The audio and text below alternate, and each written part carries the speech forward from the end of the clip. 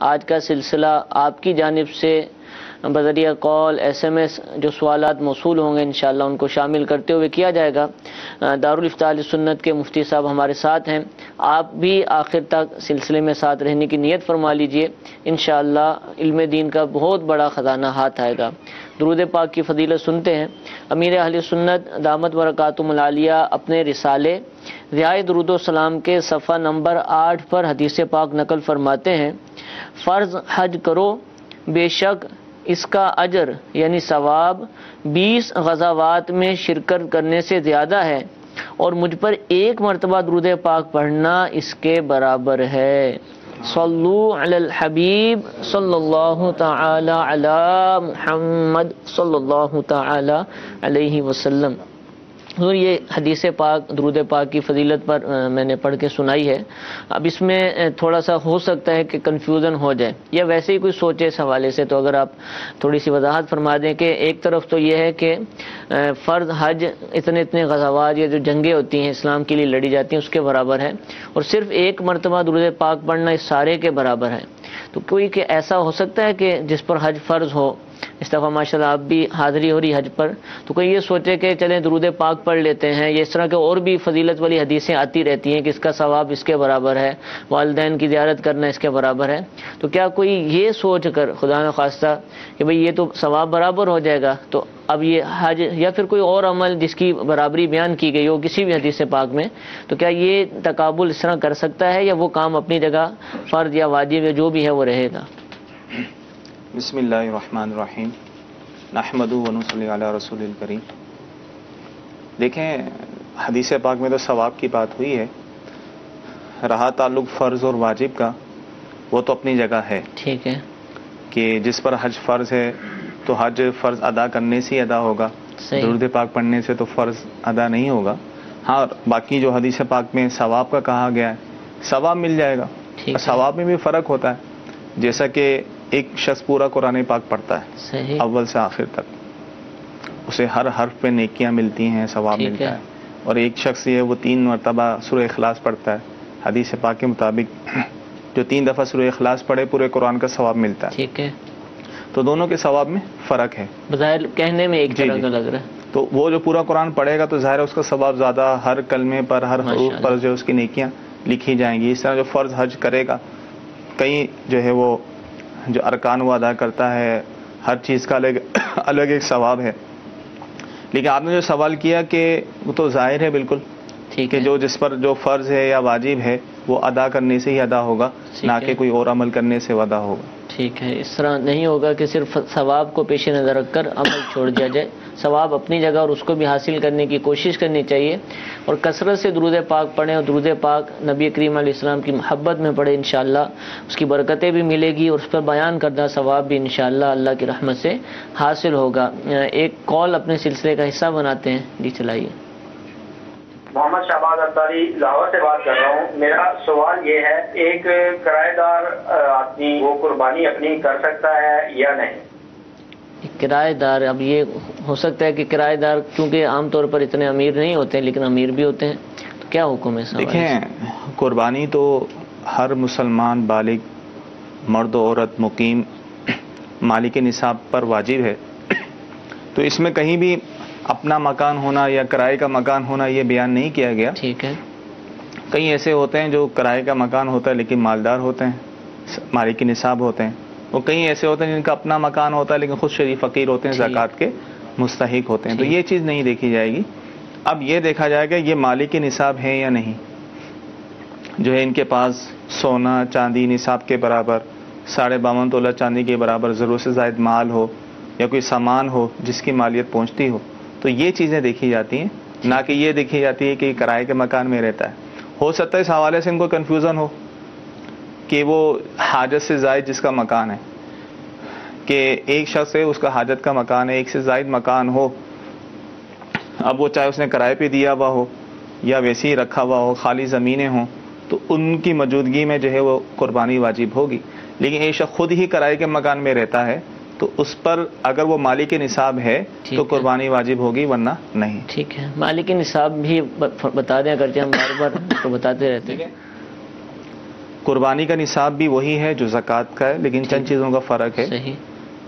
7.5 تولہ سونا کسی کے پاس ہو، یا 52.5 تولہ چاندی ہو، یا 52.5 تولہ چاندی کے برابر ضرورت سے زائد رقم ہو، یا اتنی مالیت کا حاجت سے زائد کوئی سامان ہو، ٹھیک ہے، تو جو ہے اس پر قربانی واجب ہوتی ہے۔ ضرورت سے زائد چیزوں سے مراد جیسے پہننے کے کپڑے حاجت کے ہوتے ہیں، مکان حاجت کا ہوتا ہے، گھر میں جو چیزیں ہوتی ہیں فریج وغیرہ استعمال کی چیزیں حاجت کی ہوتی ہیں، اور کئی چیزیں ایسی ہوتی ہیں ضرورت سے زائد ہوتی ہیں۔ بعض اوقات کسی کے پاس خاص کر عورتوں پر کئی کپڑے ایسے ہوتے ہیں انسلے ہوئے بھی رکھے ہوئے ہوتے ہیں، اس طرح دیگر چیزیں بھی ہوتی ہیں جو ضرورت سے زائد ہوتی ہیں۔ تو اگر ان کی مالیت جو ہے وہ 52.5 تولہ چاندی کو پہنچ جائے تو اس پر جو ہے وہ قربانی واجب ہوگی۔ جیسے اب عورتوں کے آرٹیفیشل جیولری، ایک تو نا سونا چاندی رکھا ہوا ہے، لیکن اس کے علاوہ جیولری بہت زیادہ رکھی ہوتی ہے، اور بھی میک اپ کا سامان، تو کیا یہ چیزیں بھی ضرورت سے زائد؟ جو بھی حاجت سے زائد چیزیں ہیں سب کو شمار کیا جائے گا اور ان کا مجموعہ دیکھا جائے گا، اگر وہی نصاب کو پہنچتا ہے تو قربانی واجب ہوگی، ورنہ نہیں ہوگی۔ ٹھیک ہے جی، ایک اور کال چلائیے۔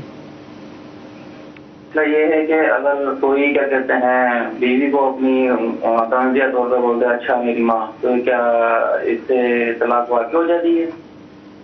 جی حضور، یہ کیا بہار میں آتا ہے کیا اس کا حکم؟ دیکھیں، بیوی کو ماں کہنے سے تو طلاق واقع نہیں ہوتی اور اس سے نکاح بھی نہیں ٹوٹتا۔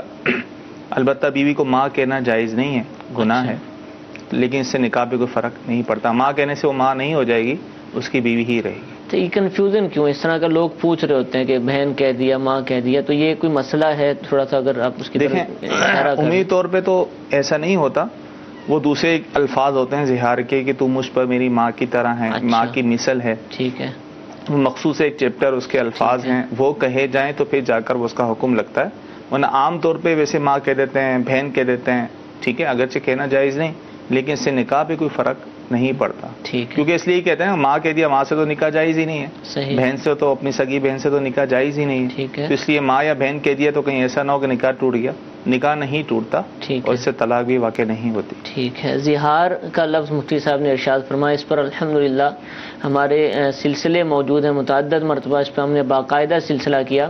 آپ دعوت اسلام کی ویب سائٹ پر جو دارالفتہ کا پورشن ہے وہاں پر جا کر سرچ کریں گے تو انشاءاللہ زہار کے احکام آپ کو مل جائے گا۔ اسی طرح جو 63 روزہ فرض علوم کورس عالمی مدنی مرکز فیضان مدینہ میں چند سال پہلے ہوا تھا، اس کا جو ڈیٹا ہے، اس کی میموری کارڈ بھی جاری کیا گیا، غالباً اس کی سی ڈی بھی نکلی۔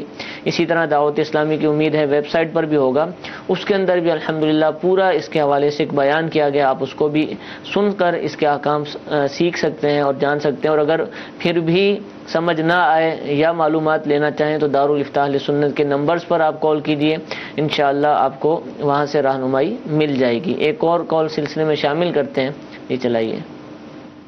مفتی صاحب سے میرا سوال یہ ہے کہ میری والدہ ہے عمر رشیدہ ہے، وہ حج اور عمرے کے لیے ان کے لیے محرم ہونا لازمی ہے یا وہ قافلے وغیرہ میں رہنا سفر کر سکتے ہیں؟ روشنی کا عمر رسیدہ عورتوں کے لیے بھی کیا محرم ضروری ہے؟ دیکھیں، جس عورت کو شرعی سفر کرنا پڑے، چاہے وہ حج عمرے کے لیے ہو یا کوئی اور سفر ہو، شرعی سفر سے مراد وہی 92 کلومیٹر یا اس سے زیادہ کا سفر ہو، تو اس عورت کے لیے محرم شوہر یا محرم ہونا یہ شرط ہے۔ اب اس میں عمر کی کوئی قید نہیں ہے، کوئی چاہے کتنی بوڑھیا ہو، کتنی بڑی عمر کی عورت ہو، 100 سال کی کیوں نہ ہو، تو اس کے لیے بھی شرعی حکم یہ ہے کہ اب وہ شرعی سفر کرے گی تو اس کے ساتھ اس کا شوہر یا محرم ہونا ضروری ہے، ورنہ اس کا سفر کرنا جائز نہیں ہوگا، حرام ہوگا۔ تو اسی طرح حج و عمرے کے لیے کوئی شرعی سفر کر کے عورت جا رہی ہے تو اس کے لیے بھی یہی حکم ہے، جائے گی گناہگار ہوگی، اور بلکہ علماء نے یہ لکھا ہے کہ ہر قدم پہ گناہ لکھا جائے گا، تو اس معاملے میں عمر کی کوئی قید نہیں ہے۔ بعض لوگوں کو یہ کنفیوژن ہے کہ اب تو عمر اتنی زیادہ ہوگی، اب پردے کا معاملہ نہیں ہے، حالانکہ شریعت نے ایسی کوئی قید لگائی نہیں ہے۔ اب حدیث پاک میں ممانعت آ گئی ہے، اس میں کوئی عمر کی قید نہیں آئی، تو لہذا اس کے تحت جو ہے ہر عورت چاہے اس کی کتنی ہی عمر کیوں نہ ہو جائے، اگر وہ شرعی سفر کرے گی تو ساتھ شوہر یا محرم ہونا یہ شرط ہوگا۔ شرعی سفر کیا ہے یہ بھی آپ وہی عرض کی تھی ابھی میں نے کہ 92 کلومیٹر یا اس سے زیادہ کا سفر کرے۔ اب ظاہر ہے، اور ویسے بھی دیکھیں عمومی طور پہ سوال لوگ جب کرتے ہیں حج عمرے کی باری ہے حالانکہ اس کا تعلق حج عمرے سے نہیں ہے. ٹھیک ہے. اس کا تعلق سفر سے. کوئی سا بھی سفر ہو. کوئی سا بھی سفر. اب چاہے اپنے پاکستان میں ہی ایک شہر سے دوسرے شہر جا رہے ہیں. ٹھیک ہے. جیسے کراچی سے حیدرآباد جا رہے ہیں, ظاہر 90 کلومیٹر سے زیادہ ہے. یہاں بھی عورت جو ہے بغیر محرم کے سفر کرنا اس کا جائز نہیں ہوگا. شوہر یا محرم ہونا شرط ہوگا. تو اس کا تعلق سفر سے, حج عمرے سے نہیں ہے. ٹھیک ہے. اب کوئی عورت مکے میں ہی رہتی ہو, ٹھیک ہے, مکے کی رہنے والی ہو, تو وہ حج بھی کر سکتی ہے بغیر محرم کے, عمرہ بھی کر سکتی ہے, کیونکہ اس کو وہ شرعی سفر اتنا کرنا نہیں پڑے گا. ٹھیک ہے. تو لہذا تعلق اس کا سفر سے. صحیح. تو عمومی طور پہ حج عمرے کے معاملے میں بڑی تھوڑا احتیاط کرتے ہیں, پوچھتے ہیں, لیکن عام سفر کے بارے میں نہیں پوچھتے. گاؤں میں جانا ہو, پنجاب جانا ہو, جہاں وہ رہتے ہیں, تو اپنے کسی رشتہ دار کے ساتھ بھیج دیں گے. کوئی آ رہا ہوگا تو اس کے ساتھ وہ آ جائے, حالانکہ اس کا وہ محرم نہیں ہوتا, نہ شوہر ہوتا ہے. تو اس کا تعلق سفر سے ہے, تو اس معاملے میں ہمیں ہر جگہ احتیاط کرنی چاہیے. عمر کی کوئی قید نہیں ہے. ٹھیک ہے. شرعی سفر جہاں بھی ہوگا, چاہے حج عمرے کے لیے ہو یا کہیں بھی ہو, ساتھ شوہر یا محرم ہونا شرط ہوگا. ٹھیک ہے. حضور آپ نے فرمایا نا کہ عام طور پر نہیں پوچھتے, لیکن مدنی ماحول کی برکت ہے کہ جو ماشاءاللہ جو سیکھتے ہیں ان کے ہاں جذبہ ہوتا ہے تو پوچھنے کی کوشش کرتے ہیں. آج ہی ایک اسلامی بھائی نے مجھے کال کی کہ وہ اسلام آباد گئے ہیں اپنی فیملی کے ساتھ, اور ان کا واپس آنے ہی کا ارادہ تھا, لیکن آفس والوں نے ان کو کہا کہ مزید آپ رک جائیں یہاں پر, اور یہاں اسکول کی چھٹیاں ختم ہو رہی ہیں بچوں کی.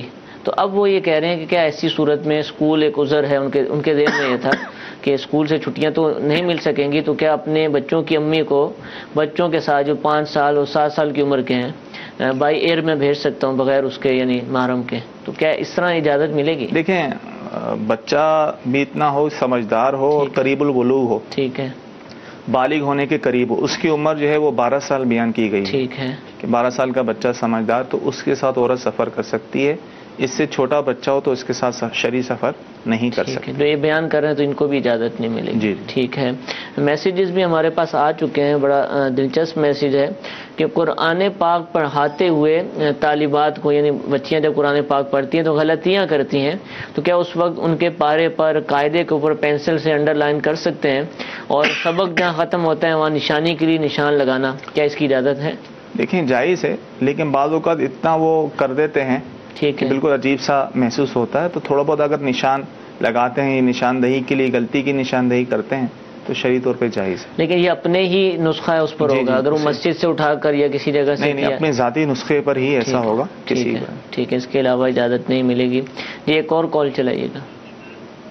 میں فہیم بات کر رہا ہوں جدہ سے. میں نے یہ پوچھنا تھا کہ پچھلے 2 سال پہلے ہم لوگ حج پہ گئے تھے 23 ذی القعدہ کو, تو ہمارے پر کیا دم واجب ہو گئے کہ نہیں؟ یہاں سے احرام نہیں باندھ کے گئے تھے. جی حضور, یہ وہاں رہنے والوں کا بڑا مسئلہ ہے کہ وہ چلے جاتے ہیں کیونکہ وہ تشریح کے مسائل ہیں, کچھ دیگر ہیں. اب وہ دم کے مسائل پوچھ رہے ہوتے تو کیا حکم ہے؟ دیکھیں, جدہ کے رہنے والے ہیں, یہ جدہ جو ہے وہ میقات کے اندر ہے. ٹھیک ہے. اور حدود حرم سے باہر ہے. تو میقات کے اندر رہنے والا اگر مکے میں حج یا عمرے کے لیے آتا ہے تو اس کے لیے لازم ہے کہ وہ حل سے ہی حج یا عمرے کا احرام باندھے. ٹھیک ہے. اگر وہ نہیں باندھتا اور بلکہ مکے میں آ کر باندھتا ہے تو اس صورت میں جو ہے اس پر دم لازم ہوگا, جو کہ حدود حرم میں ہی دینا ہوگا. اب انہوں نے واقعی ایسا کیا کہ عمرے کے لیے وہ آ رہے تھے یا حج کے لیے آ رہے تھے, کیونکہ جو میقات سے باہر رہتے ہیں حج عمرے کے لیے احرام باندھیں گے تو میقات سے باہر جو ہے حل سے باندھیں گے, اور بہتر یہ ہے کہ اپنے گھر سے باندھیں. اور جو شب مکے میں رہنے والا ہو تو حج کا احرام تو وہیں سے باندھے گا, مکے سے ہی, اور عمرہ کرنا ہو تو اسے بھی حدود حرم سے باہر نکلنا ہوتا ہے. ٹھیک ہے. لہذا انہوں نے جو ہے اس کی خلاف ورزی کی, جو ان پر شرعی طور پہ لازم تھا کہ حل سے ہی حدود حرم سے باہر سے ہی احرام باندھنا تھا, لیکن انہوں نے اگر حرم میں آ کر احرام باندھا, حج یا عمرہ ادا کر لیا تو وہ تو ادا ہو جائے گا, لیکن اس صورت میں جو ان پر دم لازم ہوگا. ٹھیک ہے. ٹھیک ہے, دم دینا ہوگا. اس سال پچھلے سال والا دے سکتے ہیں. جی, تاخیر دم کے لیے دیکھیں بہتر یہ کہ فوری دے دیا جائے, لیکن اگر بعد میں بھی دے دیا جائے تو اس میں حرج نہیں, گناہ نہیں ہے, لیکن دینا تو ہے.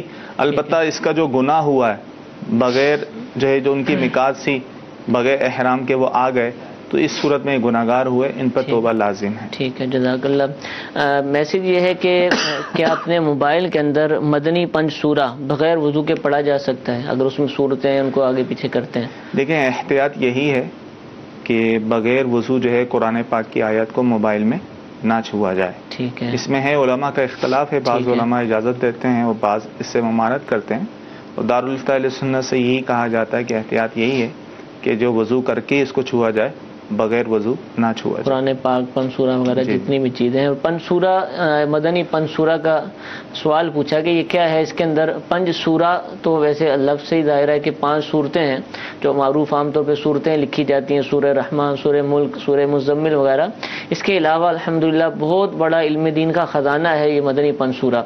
یہ آپ اس کو حاصل کیجئے, یا جیسا کہ موبائل کا لفظ بولا تو اس کا مطلب ہے کہ یہ PDF وغیرہ کے اندر بھی دستیاب ہوگا, تو آپ دعوت اسلامی کی ویب سائٹ سے اس کو ڈاؤن لوڈ کر لیجئے یا مکتبۃ المدینہ سے یہ ہدیتاً حاصل کیجئے, اور پھر پڑھ کر آپ کو اندازہ ہوگا کہ اس کے اندر کس قدر علم دین کا خزانہ شامل ہے, موجود ہے. انشاءاللہ بہت زیادہ فوائد ہوں گے. ہر گھر کے اندر یہ کتاب ہونا نہایت فائدہ مند ہے, اور یوں سمجھ لیجیے کہ ضروری ہے. بہت ساری معلومات والی باتیں پتہ چلیں گی. ایک اور کال سلسلے میں شامل کرتے ہیں. جی چلائیے.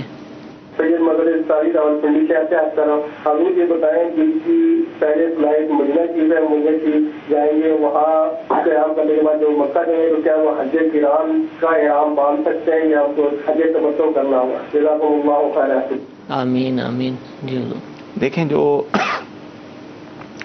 علماء نے اس کی اجازت دی ہے, اب کو جو ڈائریکٹ جو ہے یہاں سے مدینہ شریف جا رہا ہے اور حج کے دنوں میں وہ حج قران کا احرام باندھتا ہے, یعنی حج قران وہ کہ حج عمرے کا ایک ساتھ احرام باندھنا, تو مدینہ شریف سے جو ہے وہ حج قران کا احرام باندھ سکتا ہے. ٹھیک ہے, باندھا جا سکتا ہے. میسج یہ پوچھا گیا کہ کیا کالا کتا شیطان ہوتا ہے اور اس کو گھر میں رکھ سکتے ہیں؟ کوئی ایسا ہے کوئی اسلامی طور پر کہ کہا جائے ابھی جو کالا کتا ہے وہ شیطان ہی ہوگا؟ دیکھیں, کتا گھر میں رکھنے کے حوالے سے تو ویسی ممانعت ہے. ہاں, واقعی حفاظت کی غرض سے ضرورت کے تحت اگر رکھا جا رہا ہے تو اس کی شرعاً اجازت ہوگی, ورنہ کتا پالنا یہ شرعی طور پہ جائز نہیں ہے. ٹھیک ہے. کیا پیسے ادھار لے کر قربانی کی جا سکتی ہے؟ کی جا سکتی ہے. اگر کسی پر قربانی واجب ہے اور فی الوقت پیسے نہیں ہیں تو پیسے ادھار لے کے بھی قربانی کر سکتا ہے. ٹھیک ہے, جزاک اللہ. جی ایک اور کال کی طرف بڑھتے ہیں, چلائیے. نماز کے دوران آنکھیں بند کر کے نماز پڑھی جا سکتی ہے؟ کیونکہ بعض جگہوں پر لکھا ہوا ہے کہ بعض جگہوں پر کہتے ہیں نماز یا قیام میں یا تشہد میں یا رکوع میں آنکھیں بند نہیں کرنی چاہیے. اور دوسرا سوال یہ ہے کہ پائنچے جو ہیں وہ اپنے فولڈ کر سکتے ہیں, پینٹ کے پائنچے نیچے سے اپنے فولڈ کر سکتے ہیں ایڑیوں سے اونچے کرنے کے لیے, یا پھر شلوار کو جو ہے وہ فولڈ کر سکتے ہیں؟ اس کے بارے میں برائے مہربانی وضاحت فرما دیجیے. 2 سوال انہوں نے پوچھے. دیکھیں, آنکھیں بند کر کے نماز پڑھنا ویسے تو مکروہ ہے, ٹھیک ہے, لیکن اگر کوئی شخص اسے آنکھیں بند کرنے کی وجہ سے خضوع حاصل ہوتا ہے تو اس صورت میں اس کے لیے آنکھیں بند کر کے نماز پڑھنے میں کوئی حرج نہیں بلکہ افضل ہے. یعنی اس کی توجہ اچھی رہتی ہے, خضوع حاصل ہوتا ہے تو اس کے لیے افضل ہے کہ آنکھیں بند کر کے پڑھے, ورنہ آنکھیں بند کر کے نہ پڑھے. ٹھیک ہے, آنکھیں کھول کے رکھنی چاہیے. جی. اور دوسرا سوال انہوں نے پوچھا پانچیں فولڈ کرنے کے حوالے سے, تو پانچیں جو ہے وہ فولڈ کرنا وہ جائز نہیں, چاہے وہ نیچے سے اس کو فولڈ کیا جائے یہ شلوار کو اوپر سے اڑسا جائے, یعنی تو کیونکہ حدیث میں اس کی آئی ہے ممانت, صحیح, کپڑا فولڈ کرنے کی ممانت آئی ہے, تو نماز کی حالت میں جو ہے وہ کپڑا فولڈ کرنا یہ مکروہ تحریمی ہے. ٹھیک ہے, مکروہ تحریمی مطلب یہ ہوتا ہے کہ اس طرح کیا تو گناہگار ہوگا اور نماز لٹانا واجب ہوگی, تو لہذا بغیر فولڈ کیے ہی اوپر کیے جائیں. ٹھیک ہے, اگر نہیں ہوتا تو اس کو ایسے ہی رہنے دیا جائے. ٹھیک ہے, اور کوشش کریں کہ شلوار یا پینٹ وغیرہ ایسی سلوائی جائے کہ بغیر فولڈ کیے جو ہے وہ ٹخنوں سے اوپر ہو جائے. ویسے مردوں کے لیے سنت تو یہی ہے کہ وہ جو ہے وہ ٹخنے ظاہر ہونے چاہیے, نماز کی حالت ہو یا نماز کے علاوہ. ٹھیک ہے, ویسے ہی 5 وقت کی نماز پڑھنی ہے تو ایسا تو مشکل ہے کہ ہر وقت میں وہ, یعنی آپ نے فرمایا کہ عام حالات کے اندر بھی اوپر ہونے چاہیے. میسج میں یہ سوال پوچھا گیا کہ کیا گھر کے اندر مختلف شکلوں کے کھلونے رکھے جا سکتے ہیں, بھالو, بلی, اس طرح کے آج کل بہت سارے کھلونے ایسے جس سے بچے کھیلتے ہیں, ٹھیک ہے, تو وہ کھلونے گھر میں رکھنا تو جائز ہے. ٹھیک ہے, باقی اگر شو پیس کے طور پہ رکھا جائے اس طرح کسی جاندار کا تو وہ جائز نہیں ہوگا, یعنی ٹھیک ہے, کسی جانور کا رکھا جائے تو وہ جائز نہیں ہوگا. ہاں, بچے جس سے کھیلتے ہیں, جو بالو وغیرہ ہوتے ہیں, گڑیا وغیرہ ہوتی ہے, بچے کھیل رہے ہوتے ہیں, پھینک رہے ہوتے ہیں, تو شرعی طور پہ اس میں کوئی حرج نہیں ہے، جائز ہے۔ اچھا، اس سے پچھلا جو سوال تھا آنکھیں بند کر کے نماز پڑھنے کا، آپ نے فرمایا کہ خشوع و خضوع حاصل ہو تو بند کرے ورنہ کھولے، تو کھول کر کیا کرنی ہے؟ آگے پیچھے دیکھ سکتے ہیں یا اس کا کوئی بھی طریقہ کار ہے؟ جو طریقہ کار ہے کہ قیام کی حالت میں سجدے کی جگہ پر نگاہ ہو، ٹھیک ہے نا، اتحیات میں بیٹھا ہے کہ گود کی طرف اس کی نگاہ ہو، سجدے میں ہے کہ ناک کی طرف ہو، تو جو ہے احکام کے جس رکن میں ہے کہاں اس نے آنکھیں رکھنی ہے وہیں رکھنی ہے، تو آنکھوں کو بھی بلا وجہ اس طرح پھیرنا یہ بھی مکروہ ہے، ٹھیک ہے نا، تو یعنی نیچے جھکا کر رکھیں، پھر وہ اپنی جگہ پر آ جائیں گی خود بخود۔ ٹھیک ہے جی، ایک اور کال چلائیے۔ یہ ہے کہ ہم نے بکرا پالا ہوا ہے، چھوٹا سا بچہ پالا ہوا گھر کا، اب بڑا ہو گیا وہ 2 دانت کا، تو اس کو ہم بیچ کے بڑی کوئی پروگرام ہے بڑی ہے پیسے ملا کے تھوڑا اور ہو سکتا ہے؟ جی، بکرا پالا ہے بیچ کر کوئی اور جانور، ٹھیک ہے، اگر انہوں نے اس نیت سے جو ہے وہ بکرا نہیں خریدا تھا کہ اس کی ہم قربانی کریں گے، ویسے انہوں نے پالا تھا، تو اب یہ بکرا 2 دانت کا ہو گیا ہے، جیسے سال کا ہو چکا ہے، تو اس کو بیچ کر یہ بڑا جانور لینا چاہتے ہیں تو شرعی طور پہ جائز ہے، اس میں کوئی حرج نہیں، اس کو بیچ کر وہ بڑا جانور لے سکتے ہیں۔ اور اگر قربانی ہی کے لیے پالا تھا انہوں نے، قربانی دیکھیں، قربانی کے لیے پالا تھا تو اس میں 2 صورتیں ہیں، اگر تو وہ شخص خود غنی ہے، صاحب حیثیت ہے، تو اس کے لیے بیچنا جائز ہے، ٹھیک ہے، اور اگر جو ہے وہ شریف فقیر ہے اور اس نے اس نیت سے جانور خریدا کہ میں اس کی قربانی کروں گا، تو اس پر لازم ہے کہ اسی جانور کی قربانی کرے، اب اس جانور کو بیچنا جائز نہیں ہوگا۔ ٹھیک ہے، سوال یہ پوچھا جا رہا ہے کہ کیا حلال جانور کی اوجڑی پکا کر کھا سکتے ہیں؟ کھائیں گے تو حلال ہی کا، لیکن اوجڑی کا حکم؟ دیکھیں، اوجڑی کے اندر ہوتی ہے غلاظت، ٹھیک ہے، نجاست اس کے ساتھ ملی ہوئی ہوتی ہے، تو اس لیے علماء نے اس کو مکروہ کہا ہے، اور سید اعلیٰ حضرت علیہ رحمہ نے اپنے فتاوی رضیہ میں اس کو مکروہ تحریمی کہا ہے کہ کھانا اس کا گناہ ہے، شرعی طور پہ جائز نہیں۔ ٹھیک ہے، چاند گرہن کے وقت یا گرہن کے وقت حاملہ جو خواتین ہیں پریگننٹ، کیا وہ کوئی کام نہیں کر سکتی؟ لیکن شرعی طور پہ تو کوئی ممانعت نہیں ہے، ٹھیک ہے، ایسی کوئی ممانعت شرعی طور پہ نہیں ہے۔ اور وہ جو باہر نکلنے پہ اثرات ہونے کا ایک کانسیپٹ، وہ الگ اثرات ہونا وہ الگ چیز ہے، لیکن شرعی طور پہ ایسا کچھ نہیں آیا کہ اس کے لیے نقصان دہ ہو یا کوئی کام نہیں کر سکتی، ٹھیک ہے، بلکہ شرعی احکامات جو ہیں چاند گرہن کے وقت، سورج گرہن کے وقت جو نماز پڑھنے کے حوالے سے توبہ استغفار کرنے کا حکم ہے، تو آدمی وہ کرے۔ ٹھیک ہے، ٹھیک، ایک اور کال چلائیے۔ ٹنڈوالوں سے اسلم بات کر رہا ہوں، میرا سوال یہ ہے کہ اگر میں اپنے بہن بھائیوں کو حج پر بھیجتا ہوں تو کیا ان کا حج ہو جائے گا؟ ان کا اپنا حج؟ جی، ان پر شاید مثال کے طور پر ان پر فرض نہیں اور یہ بھیج رہے ہیں، تو کیا ہو جائے گا؟ دیکھیں، جس پر حج فرض نہ ہو اور کوئی اور شخص انہیں بھیج رہا ہو اپنے خرچے پر، تو ان کا اپنا حج ادا ہو جائے گا، کہ جو شریف فقیر ہو، جو جا رہے ہیں وہ حج فرض کی نیت کریں گے یا مطلقاً حج کی نیت کریں گے، تو ان کا اپنا حج ادا ہو جائے گا، فرض حج۔ ٹھیک ہے، کل کو اگر یہ خود صاحب استطاعت ہوتے ہیں اور ان کے بعد یہ رقم آتی ہے تو انہیں دوبارہ حج کرنا فرض نہیں ہوگا۔ ٹھیک، اچھا، کوئی ایسے جاتا ہے کہ کچھ رقم اس کے پاس موجود ہے، کچھ ادھار مل گئی، کچھ کسی نے دے دی، تب بھی یہ والی صورت ہے کہ حج فرض ادا ہو جائے گا؟ جب ایک پیسہ بھی اپنا نہ ہو، نہیں تھا، ٹھیک ہے، لیکن ایک روپیہ بھی اپنا نہ ہو، کوئی بھیج رہا ہے اور وہ اپنے حج کی نیت کر رہا ہے، تو اس کا فرض حج ادا ہو جائے گا۔ ٹھیک ہے جی، ایک اور کال چلائیے۔ دوسرا سوال یہ کرنا کال کی آواز پوچھنا چاہ رہا ہوں کہ مسجد کو جو لوگ پیسے دیتے ہیں ان پیسوں میں سے امام صاحب کی تنخواہ دے سکتے ہیں؟ جی، مسجد کے چندے سے امام صاحب کی؟ دیکھیں، عرف یہی ہے کہ مسجد میں جو لوگ چندہ دیتے ہیں تو اس میں مسجد کی جو اخراجات ہوتے ہیں اس میں خرچ کیا جاتا ہے چندے کو، تو ہمارے ہاں عرف یہی ہے کہ مسجد کے چندے سے ہی امام مؤذن وغیرہ کی تنخواہ اجرت دی جاتی ہے، مشارہ دیا جاتا ہے، تو شرعی طور پہ جائز ہے۔ ٹھیک ہے، ٹھیک ہے جی، ایک اور کال چلائیے۔ خالد محمود سیالکوٹ سے میرا سوال ہے کہ اگر سفر میں بھی پوری نماز پڑھنی چاہے تو اس میں کیا حرج ہے؟ 2 فالتو ہی پڑھ لیں، کیا جاتا ہے اس میں؟ دیکھیں، اگر جان بوجھ کے پوری نماز پڑھیں گے تو گناہ گار ہوں گے۔ اچھا، قصر جو ہے یہ لازم ہے۔ ٹھیک ہے، کوئی بولے یار کوئی مسئلہ نہیں ہے، میں 4 ہی پڑھ لوں پوری، ٹھیک ہے، تو گناہ گار ہوگا، اسے ثواب نہیں ملے گا، صحیح، گناہ گار ہوگا وہ، تو لہذا لازم ہے، ضروری ہے کہ قصر کرے۔ اگر پوری پڑھ لی ہے یا بھول کر پوری پڑھ لی ہے تو ایسی صورت میں نماز واجب الاعادہ ہوگی، دوبارہ پڑھنی۔ ٹھیک ہے، پوچھ رہے ہیں کہ کتنا مال ہو تو حج فرض ہو جاتا ہے؟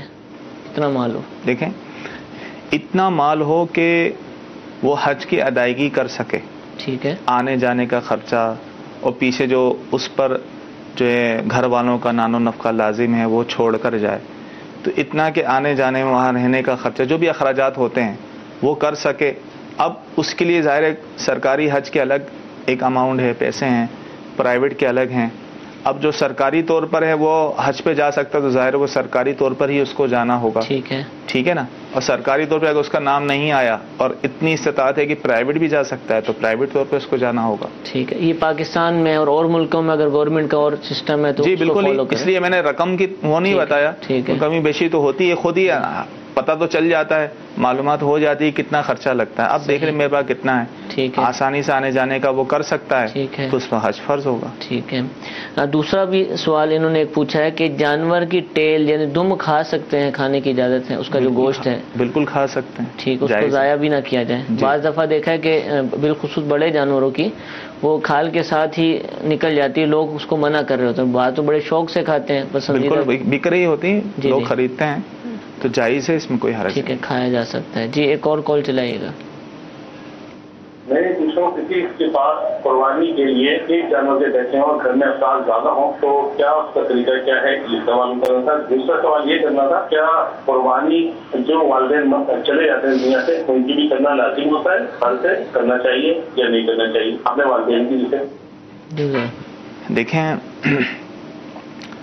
جو انتقال کر گئے ہیں ان کی طرف سے تو قربانی کرنا لازم نہیں ہے، ان کے سال ثواب کے لیے کرنا چاہیں، ثواب پہنچانے کے لیے تو کر سکتے ہیں۔ اب انہوں نے کہا کسی کے بعد اتنے پیسوں کی ایک کی قربانی ہو سکتی ہے، سب کی نہیں ہو سکتی، تو دیکھیں ہر شخص پر اپنی ہی قربانی کرنا لازم ہے، جبکہ وہ خود صاحب نصاب ہو، صاحب استطاعت ہو، اتنا مال ہو اس کے پاس، تو ٹھیک ہے، اگر وہ اپنی ہی کر سکتا ہے تو کم سے کم اپنی تو کرے تاکہ اس کا واجب ادا ہو جائے۔ گھر میں اگر دیگر افراد ہیں ان پر بھی اگر قربانی واجب ہے تو ان پر بھی لازم ہے کریں، یا تو پھر اگر واجب ہے لیکن پیسے نہیں ہے تو قرض لے کے کریں، یا اپنی کوئی چیز بیچ کر کریں، صحیح، تاکہ ان کا جو واجب ہے یہ ادا ہو جائے۔ ٹھیک ہے۔ سوال یہ پوچھ رہے ہیں، ابھی دیکھیں 14 اگست قریب ہے اور اسی طرح دیگر مواقع بھی ہوتے ہیں، جھنڈیاں وغیرہ لگائی جاتی ہیں، آج کل جھنڈیوں پر تصویریں بھی بنی ہوتی ہیں بعض افراد کی، تو کیا ایسی جھنڈیاں اگر لگی ہوں چھت کے اوپر یا سامنے لگی ہو تو نماز پڑھی جا سکتی اس کمرے کے اندر، اس کا کیا حکم؟ دیکھیں نماز تو پڑھیں گے تو نماز تو ہو جائے گی، ٹھیک ہے، لیکن بہتر یہ ہے کہ اس کمرے میں نماز نہیں پڑھنی چاہیے جہاں تصاویر وغیرہ ہوں، ٹھیک ہے، لیکن یہ ایسی تصویر نہیں ہوتی کہ جس کی وجہ سے نماز مکروہ تحریمی ہو، یعنی پڑھنے والا گناہ گار نمایاں نہیں ہوتی، یعنی نمایاں نہیں ہوتی ہے۔ دوسری بات یہ ہے کہ پورے قد کی تصویر جو سامنے آویزہ ہوں تو یہ ایک صورت ہے کہ نماز مکروہ تحریمی ہونے کی، تو اس کے علاوہ جو صورتیں ہیں وہ ہیں مکروہ تنزیہی کی، کہ بہتر ہے کہ نہ پڑھے، لیکن نماز ہو جائے گی۔ ٹھیک ہے۔ سوال یہ پوچھا جا رہا ہے کہ اگر عورت عمرے کے لیے گئی، یہی حج میں سوال بن جائے گا، پیچھے سے شوہر کا انتقال ہو جائے، اب عمرہ کر کے شوہر کے انتقال کے 15 دن بعد آئی تو کیا اس کا کوئی کفارہ ہوگا؟ اور دوسرا میں یہ ایڈ کر لوں تو کیا اگر اطلاع ملے تو فوراً واپس آنا ہوگا عدت گزارنے کے لیے یا رکی رہے، کیا کریں؟ دیکھیں کوئی عورت وہاں پہنچ گئی ہے، اب ظاہر ہے اور شوہر کا انتقال ہو گیا، حکم تو یہ ہے کہ وہیں پر ہی عدت پوری کرے، لیکن ظاہر ہے قوانین کے حساب سے موجودہ دور کے جو ہے ممکن نہیں ہے، تو ایسی صورت میں اسے جو ہے وہ مجبوراً جو ہے وہ آنے کی اجازت ہوگی کہ ادائیگی وغیرہ کرنے کے بعد۔ اسی طرح حج کے لیے چلی گئی ہے تو علماء نے اجازت دی ہے کہ اگر اس کے شوہر کا انتقال ہو گیا ہے تو وہ حج کی ادائیگی وہاں رہ کر کر سکتی ہے۔ اس کے بعد اگر وہاں رہنا ممکن اور ٹھیک ہے، نہیں رہ سکتی تو اپنے محرم کے ساتھ واپسی آ کر اپنے ملک میں جو ہے وہ آ کر جو ہے اپنے شہر میں جس گھر میں شوہر کے ساتھ رہتی تھی اس گھر میں جو ہے اپنے بقیہ عدت کے ایام پورے کرے۔ ویسے عدت شروع ہو چکی ہوگی، عدت تو شروع ہو چکی ہے، پابندیاں جو وہ لازم رہیں گی، سوگ وغیرہ کا سلسلہ، کیونکہ جس عورت کے شوہر کا انتقال ہو جائے تو اسے 4 مہینے 10 دن عدت گزارنی ہوتی ہے، اگر عورت حمل سے ہو تو وضع حمل تک عدت ہوتی ہے، تو یہ دن سوگ میں گزارنے ہوتے ہیں، یعنی کوئی بناؤ سنگار نہیں کرنا، زیب و زینت نہیں کرنی، ریشمی کپڑے نہیں پہننے، ایک شوق کی طرح یہ گزارنے ہوتے ہیں، لہذا وہ ساری پابندیاں اسی دن سے رہیں گی جس دن سے جو ہے وہ شوہر کا انتقال وہ وہاں تھی کاؤنٹنگ شروع ہو جائے گی 4 ماہ 10 دن، ایسا نہیں کہ گھر پہنچے گی ایئرپورٹ سے گھر آنے کے بعد شروع ہو گئی، واپسی آنے کے بعد جو بقیہ دن رہ جائیں گے وہ دن اب اس طرح. یہ معاملہ طلاق کی عدت میں بھی ہے، اگر کسی کو طلاق ہو جاتی ہے اس طرح سے تو وہ بھی شروع ہو جائے گی اسی وقت سے، عدت اسی وقت سے شروع ہو جاتی ہے جس وقت پہلے. سوال یہ پوچھ رہے ہیں کہ اگر وضو کرتے وقت اذان ہو جائے تو کیا وضو کرنا چھوڑ دیا جائے یا جاری رکھیں؟ اس صورت میں وضو کو جاری رکھیں، وضو جاری رکھا جائے. ٹھیک ہے. جامعۃ المدینہ کے طلبہ کرام بھی الحمدللہ ہمارے ساتھ ہوتے ہیں، سلسلہ یہاں موجود رہ کر سنتے ہیں، ان سے بھی ہم سوال لیتے ہیں. جی السلام علیکم ورحمۃ اللہ وبرکاتہ. وعلیکم السلام ورحمۃ اللہ وبرکاتہ. مفتی صاحب کی بارگاہ میں عرض ہے کہ اگر کسی لڑکی کو شادی کے موقع پر اس کے والدین کی طرف سے جہیز دیا جائے، اگر وہ نصاب کو پہنچتا ہے تو قربانی کس پر واجب ہوگی؟ برائے کرم وضاحت فرما دیجیے. دیکھیں، شادی کے بعد اپنی بیٹی کو جو ہے وہ جہیز دے دیا تو جہیز کی مالک تو وہ بیٹی ہی رہے گی، ٹھیک ہے نا. تو جہیز کے سامان پر تو ظاہر واجب نہیں ہوتی قربانی. ہاں اگر جہیز کے سامان میں جو استعمال کی چیزیں ہیں، جیسے جہیز کے سامان میں جو ہے فریج وغیرہ ہو گیا، پلنگ وغیرہ ہو گیا، صوفے جو استعمال کے ہوتے ہیں وہ تو حاجت کے ہوتے ہیں. اس کے علاوہ کئی چیزیں ایسی ہوتی ہیں، کئی برتن وغیرہ ایسے ہوتے ہیں جو استعمال نہیں ہوتے، سالہ سال استعمال نہیں ہوتے. کئی چیزیں ایسی ہوتی ہیں جو ضرورت سے زائد ہوتی ہیں. تو اگر جو ضرورت سے زائد چیزیں ہیں ان کی مالیت اگر 52.5 تولہ چاندی کو پہنچ جاتی ہے تو اسی عورت پر جس کو شادی میں جہیز ملا ہے اسی پر ہی قربانی واجب ہوگی. ٹھیک ہے. ایک اور سوال طلبہ کی جانب سے وصول کرتے ہیں. السلام علیکم ورحمۃ اللہ وبرکاتہ. وعلیکم السلام ورحمۃ اللہ وبرکاتہ. مفتی صاحب کی بارگاہ میں میرا سوال یہ ہے کہ ایسے جانور کے بارے میں کیا حکم ہے قربانی کرنے کا جس کے کان میں سوراخ کر کے بسا ہوگا ریور میں کہ یہ کیا جاتا ہے، سوراخ کیا جاتا ہے کانوں میں اور دھاگا ڈال کے پرچی لگائی جاتی ہے پہچان کے لیے، تو ایسے جانور کے بارے میں کیا حکم؟ ٹیگنگ کی جاتی ہے پہچان کے لیے، تو اب کیا حکم ہوگا؟ دیکھیں، حکم تو یہی ہے کہ جانور جو ہے وہ مکمل عیب سے پاک ہو، معمولی عیب بھی نہیں ہونا چاہیے، کان میں سوراخ بھی نہیں ہونا چاہیے. اگر کان میں سوراخ ہوا تو قربانی تو ہو جائے گی، البتہ مکروہ تنزیہ ہے، ٹھیک ہے نا. بہتر یہ کہ معمولی سوراخ بھی نہ ہو. ہاں البتہ یہ ہے کان بعض اوقات کٹا ہوا ہوتا ہے. اگر کان تو اتنا کٹا ہوا ہے کہ 1/3 سے زیادہ اگر کان کٹا ہوا ہوگا پھر تو قربانی نہیں ہوگی، اور 1/3 سے کم ہے جیسے آپ کہہ رہے ہیں کہ سوراخ وغیرہ ہوتا ہے تو اس صورت میں قربانی ہو جائے گی. ٹھیک ہے. کالز کی طرف بڑھتے ہیں. جی ایک کال چلائیے. جو شخص اعلانیہ گناہ کرتا ہے اس کی غیبت جائز ہے؟ جو شخص اعلانیہ گناہ کرے تو کیا اس کی غیبت کرنا جائز ہے؟ دیکھیں، اب غیبت کس اعتبار سے کی جا رہی ہے دیکھا جائے گا نا. تو فاسق و فاجر کی برائی کرنے کا آیا ہے نا.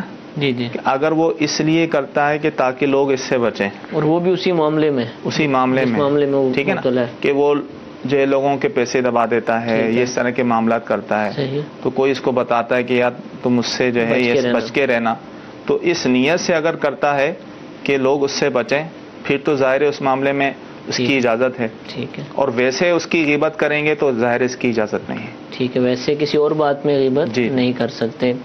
غیبت کے بارے میں اگر معلومات حاصل کرنا چاہیں تو امیر اہل سنت کی بہت ہی پیاری تالیف غیبت کی تباہ کاریاں مایا ناز تصنیف کہہ لیجیے. الحمدللہ غیبت کے موضوع پر اس انداز سے لکھی جانے والی یہ واحد کتاب ہے. بالخصوص اس کے اندر غیبت کی مثالیں دی گئی ہیں مختلف عنوانات سے، یعنی کھیل کود میں غیبتیں، گاڑی کی غیبتیں، اشاروں سے کی جانے والی غیبتیں، اس طرح جتنے بھی انداز ہیں بچوں کے حوالے سے الحمدللہ بہت ساری مثالیں اس کے اندر موجود ہیں. اس کتاب کو آپ پڑھیں گے تو پھر اندازہ ہوگا کہ غیبت یعنی کس انداز سے کی جا سکتی ہے، کس انداز سے لوگ کرتے ہیں، اور اپنے اوپر بھی غور کرنے کا اس حوالے سے موقع ملے گا. مختلف زبانوں کے اندر الحمدللہ اس کی ٹرانسلیشن ہو چکی ہے، اسکرین پر آپ دیکھ رہے ہیں، اور 1800 سے زائد مثالیں جو غیبت کے حوالے سے الحمدللہ اس کتاب کا حصہ ہیں. آپ اس کو ضرور حاصل کیجئے. یہ کتاب بھی دعوت اسلامی کی ویب سائٹ پر فری الحمدللہ ڈاؤن لوڈ کی جا سکتی ہے، پڑھی جا سکتی ہے، اور اس کو پڑھیں، شیئر کیجیے، دوسرے گروپس میں ڈالیے، انشاءاللہ بہت زیادہ ثواب کا خزانہ حاصل ہوگا۔ اور ساتھ ہی ساتھ ایک اور کتاب جس کا تعارف مکتبۃ المدینہ کی طرف سے کرنے کا حکم ملا ہے، المدینۃ العلمیہ کی کتاب اصلاح اعمال، یہ کتاب مکتبۃ المدینہ سے شائع ہو چکی ہے۔ حدیقہ ندیہ، حدیقۃ الندیہ، یہ عربی کی ایک بہت ہی پیاری مشہور کتاب ہے۔ آپ اس کتاب کا جو ترجمہ اصلاح اعمال کے نام سے المدینۃ العلمیہ نے کیا ہے، اس کو آپ ضرور خرید فرمائیے، اور اس میں بہت ساری پیاری پیاری باتیں پڑھنے کو ملیں گی۔ امت کی اقسام، درود پاک کا بیان، کیا انسان فرشتوں سے افضل ہے، اہل بیت کون ہیں، کیا فرشتے بھی صحابی ہیں، آسمان و زمین کا تعارف، اور بہت کچھ الحمدللہ اس کتاب کا حصہ ہے۔ تو یہ بھی مکتبۃ المدینہ اور دعوت اسلامی کی ویب سائٹ سے ڈاؤن لوڈ کی جا سکتی ہے۔ اللہ تعالیٰ ہم سب کو زیادہ سے زیادہ علم دین حاصل کرنے، اس پر عمل کرنے کی توفیق عطا فرمائے، دوسروں کو بھی اس کی ترغیب دلانے کی توفیق عطا فرمائے۔ سلسلے کا وقت اختتام کی طرف ہے، انشاءاللہ پیر کے دن دوبارہ دارالفتاء اہل سنت کے سلسلے کے ساتھ حاضر ہوں گے۔ کل چونکہ اتوار ہے، اور اتوار کو الحمدللہ بہت ہی پیارا سلسلہ اسی وقت میں احکام تجارت، بالخصوص تجارت کے احکام سے متعلق، خرید و فروخت سے متعلق، آپ کا جو بزنس ہے، آپ کی پارٹنرشپ ہے، اس سے متعلق الحمدللہ استاد محترم مفتی محمد علی اصغر عطاری دامت برکاتہ العالیہ سلسلہ فرماتے ہیں، اس کو بھی دیکھنے کی نیت فرمائیے۔ اور آج چونکہ ہفتہ ہے، اور ہر ہفتے کو الحمدللہ عشاء کی نماز کے بعد، ابھی کچھ ہی دیر بعد انشاءاللہ عشاء کی نماز ہوگی، اس کے بعد الحمدللہ امیر اہل سنت دامت برکاتہ العالیہ مدنی مذاکرہ فرمائیں گے، جس میں آپ بھی ہماری جانب سے پوچھے جانے والے سوالات کے حکمت بھرے جوابات عطا فرمائیں گے۔ مدنی مذاکرے کو بھی دیکھنے کی نیت فرمائیے، سارے گھر والوں کے ساتھ مل کر بیٹھ کے دیکھنے کی نیت کیجیے، دوستو احباب کو بھی دعوت دیجیے، انشاءاللہ اس کا بھی بہت زیادہ ثواب حاصل ہوگا۔ اللہ تعالی ہم سب کو عمل کرنے کی توفیق عطا فرمائے، آمین بجاہ النبی الامین، صلو علی الحبیب صلی اللہ تعالی علی محمد صلی اللہ علیہ وسلم۔ گزارے کیسے زندگی، آؤ علماء سے